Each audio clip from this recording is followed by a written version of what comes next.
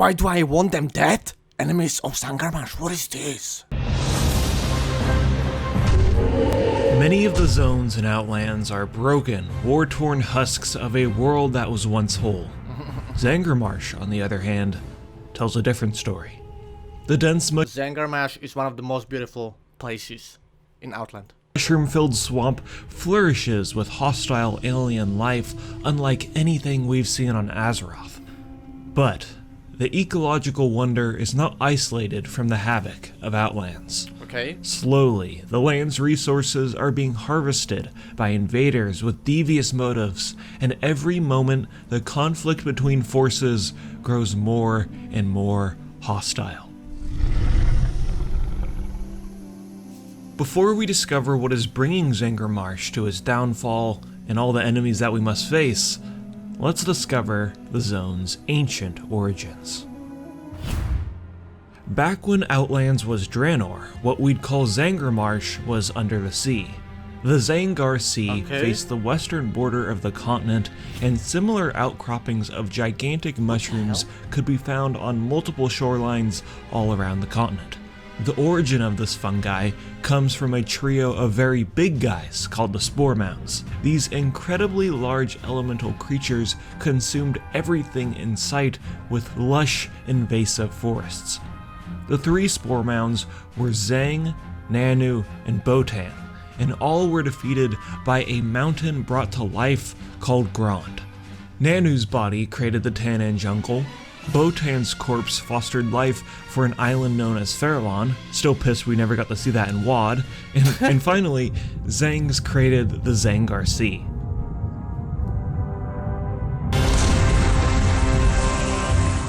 Thousands of years later, when the Orcish warlock Ner'zhul ripped open portals all around Draenor, the world would be ripped apart through space and time and utterly destroyed and turned into the Outlands we know today.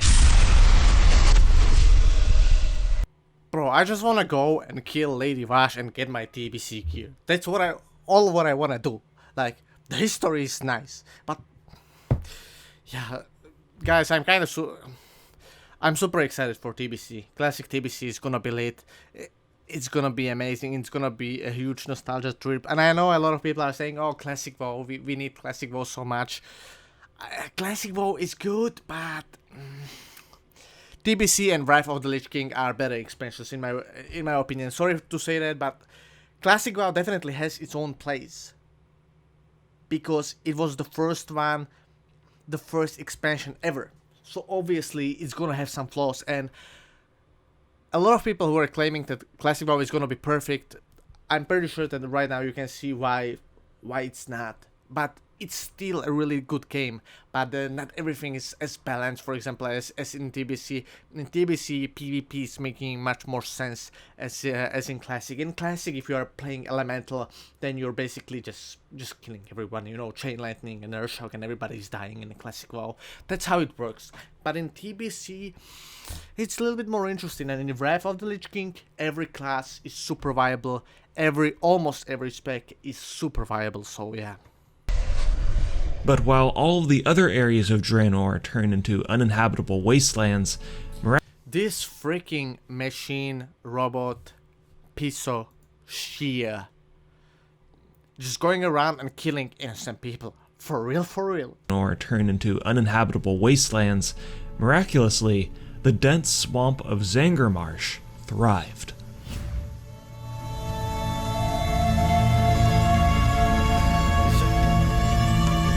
So beautiful. God damn. Not only was Zangarmarsh a cradle of life, but it was also a place of refuge for the less fortunate races. High above the mushroom caps, the defeated Draenei found safety in the monastery of Tel'Rador. Many of the Draenei afflicted by demonic corruption transformed into the malformed Broken. The strength of the light abandoned these twisted creatures, so they needed to find new avenues of power. Tel'Rador was a place where Broken could find peace within themselves once again by practicing the ways of shamanism. Many of the quests in this hub relate to foraging for food because Tel'Rador is on the brink of starvation. It is for this reason that this town does not have any food vendors, which is very uncharacteristic for a questing hub like this. I never Instead, noticed that. they just have a... What the hell? For real? For real?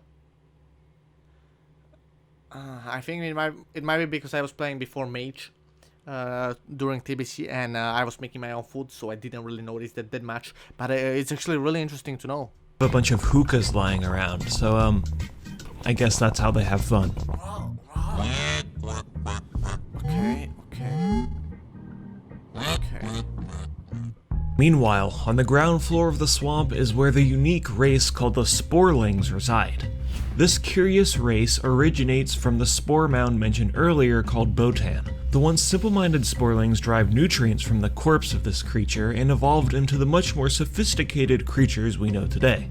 The spawning glen is where new Sporelings are born from these bizarre balloon-like sacs. But while the Sporelings call Zangarmarsh home, it's anything but safe.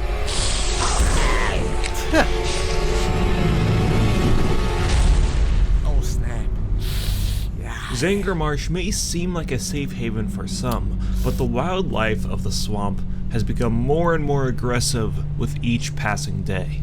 Spore walkers loom over the marshes in search of prey, and they can shoot laser beams from their eyes. Spore bats harvest the natural fauna around them to create deadly toxins, and you would not believe your eyes, there are also like 10 million fireflies.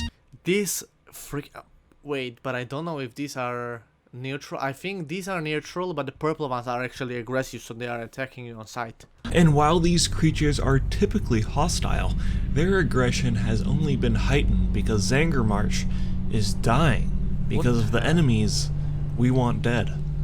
In the northwest, the Zangarmarsh tribe of the Blade's Edge Mountains are harvesting the land for all it's worth, but that's nothing compared to the overwhelming power of the Coilfang tribe. The Coilfang are a subsect of Illidan's forces, and Illidan himself claimed almost all of the Outlands.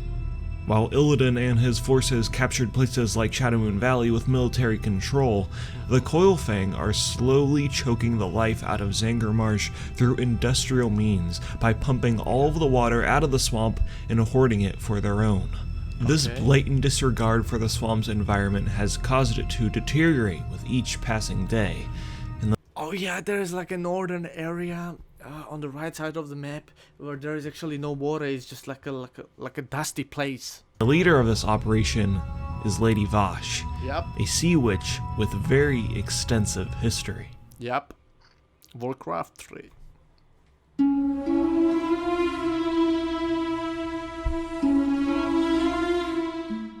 Back when Queen Azshara was the ruler of the elves, Lady VASHJ was one of her handmaidens. VASHJ was obsessed with the beauty of her queen, but what made her so unique was her feline-like eyes she had for no particular reason. Girl! Oh my god!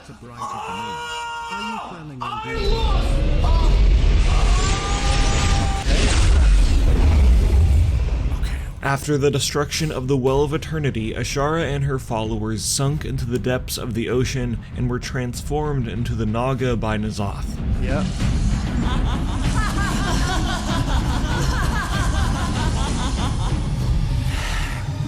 This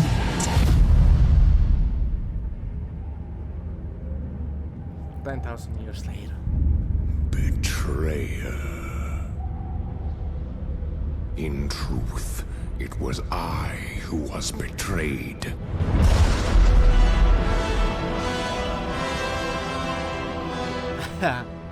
Lady VASHJ and her legion of Naga would remain in the dark depths of the ocean for the next thousands of years until Illidan summoned them to his aid. The reason for Illidan summoning the Naga is because Kil'jaeden, the second in command of the Burning Legion, told Illidan that he'd make him super strong if he destroyed the Frozen Throne. In order to help Illidan with this task, he summoned the Naga from the depths of the ocean. If you were playing Warcraft 3, or was it Warcraft 3 Frozen Throne, you would know this, and you should definitely play it. It's just so amazing that all this lore is just like 25 years old. It's coming from other games, and it's going all back to World of Warcraft. It's amazing. Now, the Naga didn't particularly like Illidan or his mission, So their reason for joining him was because the turmoil of a war against the Lich King would be perfect to allow them to summon the old gods without much disruption. Unfortunately, Illidan and Lady Vash's forces were defeated moments before they could destroy the Frozen Throne by the biggest asshole in Warcraft, Malfurion. He thought that if his brother Illidan had such immense power that it would be dangerous to the world. This made Illidan very sad, and he was banished to the Outlands to scour for new places to call home, while Lady Vash found an ally in Kael'thas and his Blood Elf followers. Kael'thas and Vash then ventured to the Outlands, and by this point they're kind of just Illidan's quirky sidekicks, and they help defeat Magtheridon at the Black Temple. Your power is vast. Are you an agent of the Legion? Have you been sent to test me? Kil'jaeden then shows up and says, hey, go attempt to destroy the Frozen Throne again. Illidan, being the failure that he is, loses once again, and him and his sidekicks flee back to the Outlands, and this is where we're at in the Burning Crusade. Bro, honestly, Illidan versus Arthas, I think it's like no surprise that the Lich King became Arthas. Arthas killed Illidan. It's just like Illidan, he is good, but sometimes the Warglyphs are not enough, you know. Now you might be wondering, how is venturing into the Outlands and setting up a base there helping Lady Vash with the whole summoning the old gods plan? Good question. For that, I have 3 words. Burning Crusade writing. Okay, now let's move on. What? Water is life. It has become a rare commodity here in Outland, a commodity that we alone shall control.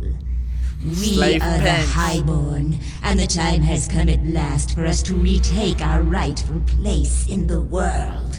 Lady Vash has started an industrial-grade operation to... TBC is gonna be lit.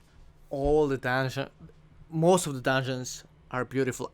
I just like, I think 80% of the dungeons that are over there. You got a lot of dungeons, really beautiful dungeons next to Shatra City. You got Zangarmarsh dungeons. I don't remember the name of this raid. You can be killing Kael'thas, you can be going Sunbelt Plateau, you can be going to the Black Temple. It's the variety. It's just amazing.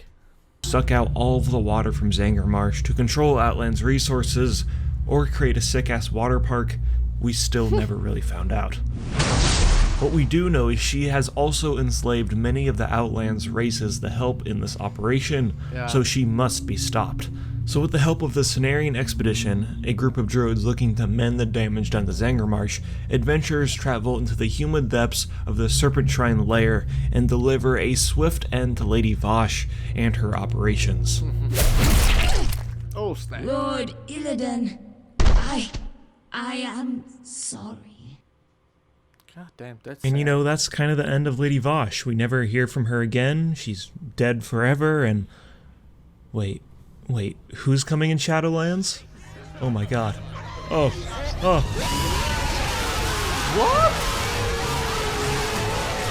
What the hell? Fellas, please support the original video. You can find the link in the description, and also leave a like, and also subscribe to Platinum WoW. And also, please, fellas, leave a like and subscribe to my channel, and write me in the comments what video am I supposed to check in the next one. Very good video. Why I want them dead, enemies of Zangarmarsh. Very good job. Thank you for this video, Platinum WoW. You're a boss. Thank you for watching, fellas. If you enjoyed this, again, leave a like, leave a comment, subscribe. See you in the next one. Bye.